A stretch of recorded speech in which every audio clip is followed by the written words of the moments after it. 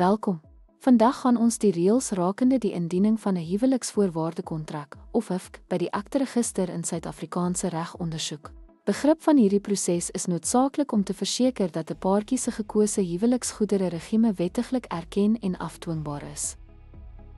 Die huweliksvoorwaardekontrak moet binne 3 maande na ondertekening ingedien word, andersins word die huwelik in gemeenskap van goedere gesluit.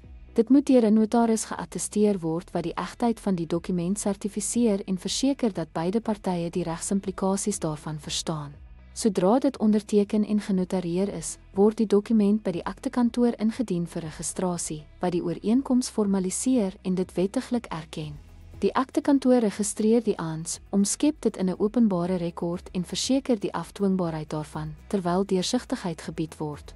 Indiening behels relevante vorms, insluitend bewys van identiteit en die notaris se attestasiesertifikaat. 'n Indieningsfooi, wat wissel, moet betaal word wanneer die aans ingedien word om vertragings te voorkom.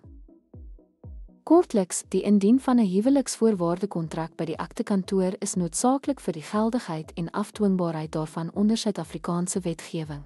Deur die reëls van indiening te volg, kan paartjies hul regs- en finansiële belange beskerm en die huweliksgoedere regime van hul keuse verseker.